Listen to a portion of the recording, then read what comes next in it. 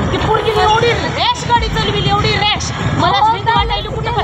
आणि ऐका ना, ह्या दोघी भाग बसल्यात हो अशा बॅलन्स पूर्ण बॅलन्स असं चाललंय. लायसन आहे का दाखव तुझ्याकडे? लायसन आहे का लायसन? हा नाव बदनाव माणसावाचं आहे जेंट्स तुझ्या बापानं होय का? लातूर शहरातील रेणापूर नाका परिसरात एका महिला ट्रॅफिक कॉन्स्टेबलने ट्रिपल सीट दुचाकी चालवणाऱ्या 3 तरुणींना भर रस्त्यावर थांबवून मारहाण आणि अर्वाच्य भाषेत शिवीगाळ केल्याची धक्कादायक घटना समोर आली होती. त्यानंतर समाज माध्यमांमध्ये व्हायरल झालेल्या या व्हिडिओवर महिला कॉन्स्टेबल आणि मुली अशा दोन्ही बाजूने प्रतिक्रिया येत होत्या. या दरम्यान आता या महिला कॉन्स्टेबलची प्रतिक्रिया समोर आली आहे. त्यांनी या प्रकरणावर आपली बाजू मांडली आहे. काय म्हणाले त्या महिला कॉन्स्टेबल पाहूयात. मॅडम, काल जो घटना घडली त्याचं सोशल माध्यमात बऱ्यापैकी व्हायरल झालेलं आहे ते, आणि वेगवेगळ्या प्रतिक्रिया येतात. नेमकी तुमची याबाबतची काय भूमिका होती आणि काय सांगाल त्याबद्दल? नमस्कार, माझे नाव प्रणिता शिवदास मुसने आहे. माझा बक्कल नंबर 1280 आहे. मी 18 वर्षापासून पोलीस दलात लातूर पोलीस दलात कार्यरत आहे आणि मागील 2 वर्षापासून ट्रॅफिक ब्रँचला काम करत आहे. मी सिंगल मदर असल्यामुळे पोरींना ड्रॉप करणं आणणं हे माझंच काम आहे.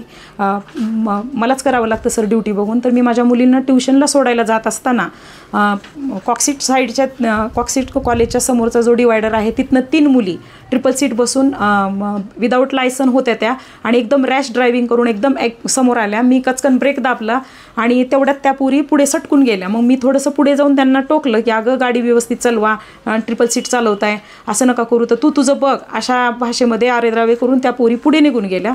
मग ह्या रस्त्यामध्ये सर त्या जिगजॅग टाईपने जात होत्या आणि एक पोरगी पाठीमागे जी बसली होती ती पूर्ण वाकडी बसली होती आणि मस्ती करत जात होत्या. मला असं वाटलं की आता ह्या पडतात, म्हणूनसाठी मी त्यांचा म्हणजे पाठलाग करून त्यांना वेस्ट साईडच्या कोपऱ्यावरती गाडी साईडला घ्यायला लावून मी 2 लगावले आहेत, जे की चुकीचं होतं. माझं कायदा हातात नाही घ्यायला पाहिजे होतं, बट माझ्याकडनं ते झालं की त्यांना काही इजा नाही झाली पाहिजे होती. मला थांबवायचं होतं आणि त्यांची चूक त्यांच्या लक्षात आणून द्यायची होती, म्हणून माझ्या हाताने हे झालं. आणि राहिला प्रश्न सर, मी जी भाषा वापरली आहे त्याच्याबद्दल मी मनापासून माफी मागते आहे. सर्व सोशल मीडियावर ज्यांचं मन दुखावलं आहे त्यांची मी माफी मागते, त्या मुलींची माफी मागते, त्या आईवडिलांची माफी मागते. माझा उद्देश असा नव्हताच अजिबात. मी एक आई म्हणून, वर्दी जरी असली माझ्या अंगावरती तर वर्दीच्या आतमध्ये एक आई होती. मलाही 2 मुली आहेत आणि माझ्याही मुलींना म्हणजे ह्यातून बोध घेता येईल आणि अनेकांनाही बोध घेता येईल की कायदा सगळ्यांना समान आहे. पोरी आहेत म्हणून त्यांना हे ट्रिपल सीट जाणे किंवा रॅश ड्रायव्हिंग करणे हे पटतंय का? पोरांना आपण टोकतो तर मुलींना का नाही? एवढंच मला दाखवून द्यायचं होतं. थोडी भाषा माझी थोडी रुटली झाली, त्याबद्दल मी खरंच मनापासून माफी मागते, पण माझा उद्देश तसा नव्हता.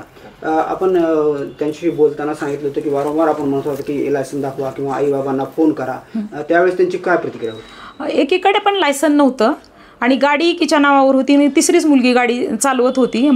पप्पांना फोन करा किंवा तुझ्या बापाला फोन कर, हे असं मी जेव्हा बोलत होते त्यावेळेस त्या म्हणजे हसत होत्या आणि एक मुलगी म्हणत होती की मला बापच नाही.